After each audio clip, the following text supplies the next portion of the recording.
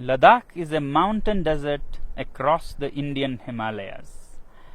In the rain shadow of the mighty mountains, it's so high and dry that it's often called moonland. It looks more like a moonscape or a Marsscape. Well, this one is a picture of the Mars. Often called Little Tibet, this region remains landlocked, cut off from the rest of the world for half the year. Temperatures range from -30 to +30. Hi, I'm Sonam Wangchuk, a simple indigenous tribal from this remote Ladakh. I was born in an even remoter tiny village of 5 households. But that was a long time ago. Today, my village has grown 100% to become a village of 10 households. Perhaps still a little bit smaller than your city. We had no schools in our village, so I learned from the farmers, from the rivers, trees, animals, and above all, from my mother. I picked up English and other languages from the radio and meeting people from different countries. Later went to some schools and finally finished mechanical engineering. We love our Ladakh so much that while my engineering schoolmates went to Bangalore, Mumbai and the Silicon Valley, I came back to Ladakh and started solving problems of the people. Children's problems in school education, people facing harsh cold winters, and farmers facing water shortage in the face of climate change. I've been doing these things for the last 30 years and the world has been very generous. They have not only acknowledged but admired my work with various awards in different parts of the world. But today I have come here not to talk more about these things but to share with you a bigger challenge that Ladakh is facing and to seek your support in solving our problem. Yes, you can solve our problem, and not only that, you have the power to even avert a world war. Let me explain how. This is Ladakh. You see the famous Indus River flowing, and over there the dark mountains. Across that are the valleys of Nubra and Changtang, where we share our border with Tibet, which is now occupied by China. You may have heard that for the past few weeks, Chinese army has intruded deep inside Indian territory. This has been happening over years, and our shepherds who raise the famous Kashmir goats have lost a lot of their pastures and are in deep trouble. Now, the Indian army is there in large numbers across those mountains, matching China's soldier to soldier, bullet to bullet. But I don't think that is a solution. Both these countries are nuclear powers. And push comes to shove, India doesn't need all of its 160 nuclear weapons to raise all Chinese cities, and vice versa. And that could soon escalate into a full-fledged world war, World War III. Therefore, I have come to seek your support in solving this. You, my friends, have the wallet power, which in this case can even diffuse a bullet war between different countries. Let me explain how. To understand your power, let's first understand what China is doing and why and when. Although China claims that Indian soldiers intruded into its territory, it could not be a coincidence that at the same time, in the months of April and May, Vietnamese decide to bother China.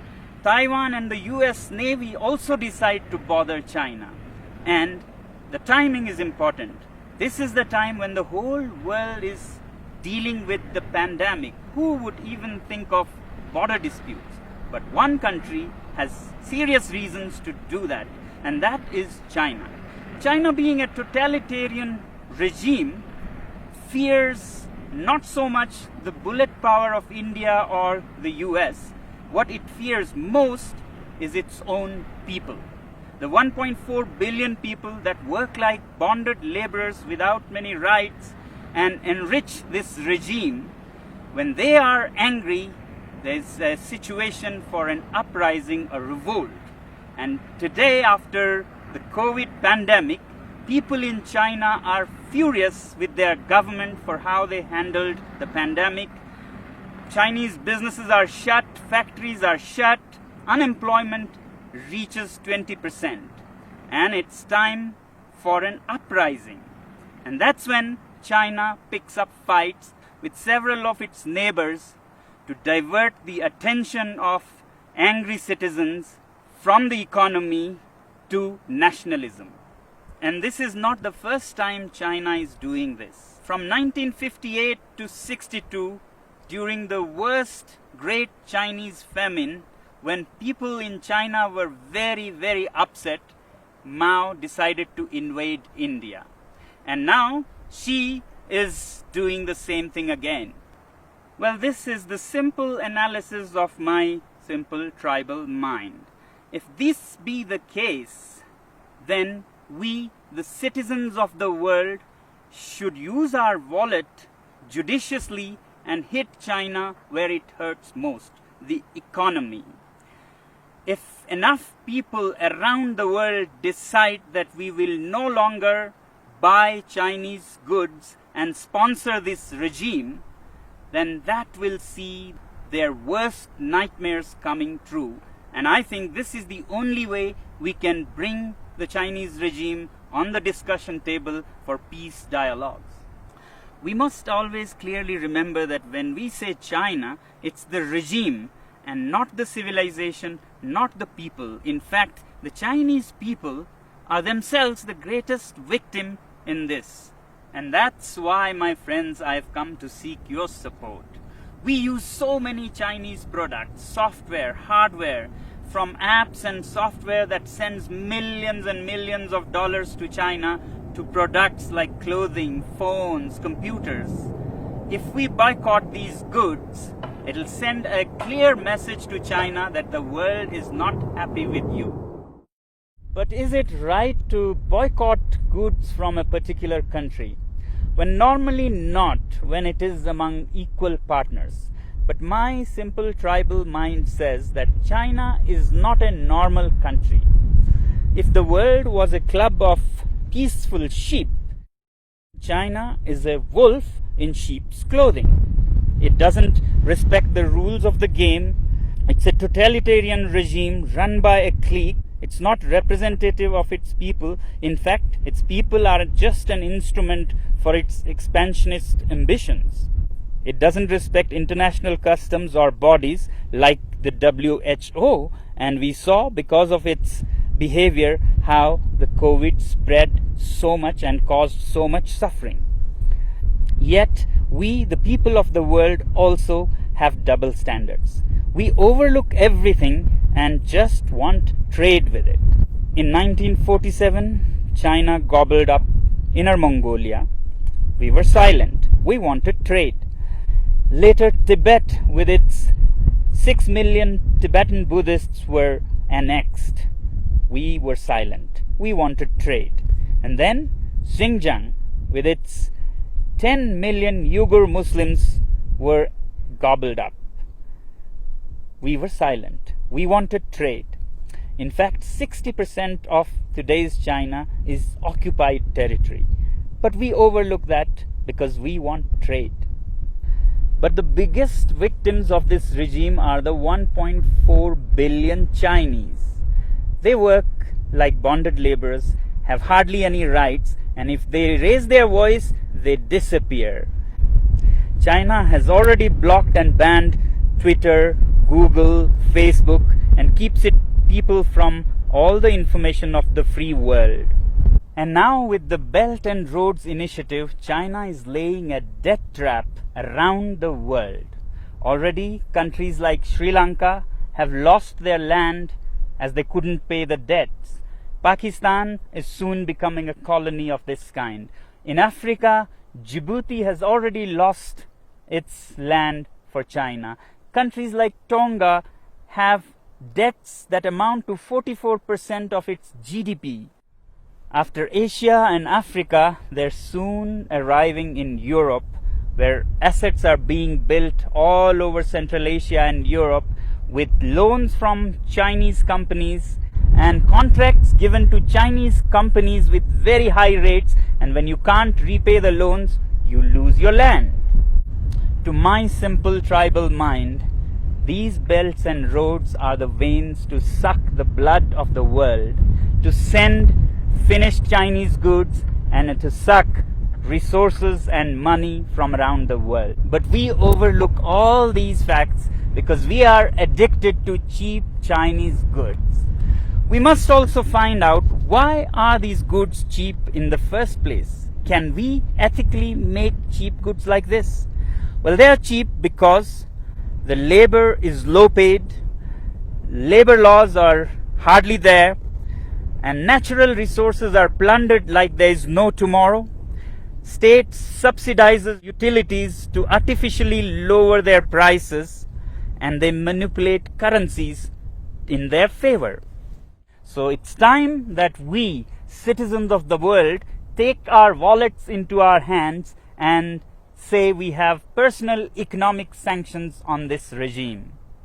And yet in the free world, we have the double standards to say that if our own country has environmental and human rights restrictions, we move our factories to China. Well, aren't Chinese people human beings with human rights? Isn't nature in China a part of this planet? Now, some people would ask, is it practical? How can we manage without Chinese goods? And what are the alternatives? Well, if we are determined and give enough time to businesses and industry, things will adapt themselves. So that's why I say boycott made in China, software in a week, hardware in a year. So your software apps like TikTok, Hello that you have on your mobile phones, you can immediately uninstall and uninstall in millions so that China gets a message. As for hardware like phones, computers, clothing, we take a year and slowly choose products sourced out of the free world. And my simple tribal analysis says that if you give time and clear determination, then businesses will adapt. A new ecosystem will develop where there'll be enough goods to cater to people who don't want to buy Chinese goods. Just like vegan people or Jain community, they don't eat certain things, they don't go hungry. Businesses adapt and they get what they want with time. As for replacements and alternatives to Chinese goods, I really don't think that we need an alternative for everything. We have been buried under cheap Chinese goods. We have made our houses into museums cluttered with cheap things that we don't even need. Why do we need 10 pairs of shoes? Why can't we do with 3 pairs of shoes made very nicely by local craftsmen? Why do we let these goods pollute our rivers, lakes? Can we learn to live simpler? These lockdowns have actually taught us that we can be happy with much less. So can we also think out of this box and talk about a simpler life with local products? If you want to learn more about how to live happily with simpler lives, please look up our movement, ilivesimply.org. You may not agree with me, but if we keep appeasing China because of our addiction to trade with it and overlook everything else, my simple tribal mind says that we might even be repeating history. How in the late 1930s, the British government led by Chamberlain kept appeasing Hitler and giving in to its demands, finally led to the Second World War. If we continue on the same path, we might either be leading the world to a third world war or a world dominated and colonized by China. Let me help you understand further what our addiction to trade with China can land us into. Here's a story of the great Indian monkey trap. Man puts a sweet bait into the pitcher and then ties this pitcher to a tree with a very small opening. And the monkey comes, puts his hand into the pitcher, grabs the sweet. As it closes its fist to grab this bait, the opening is so small that a closed fist cannot come out of its mouth. But the monkey does not understand that all it has to do is let go of its little booty to free itself from slavery.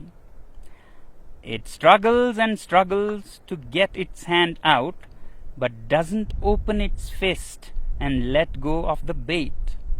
Continues for all night, and in the morning the shrewd hunters come and catch it, all because of its attachment to its booty.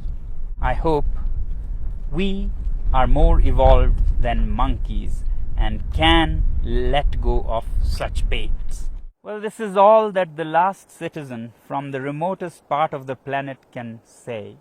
The choice is yours.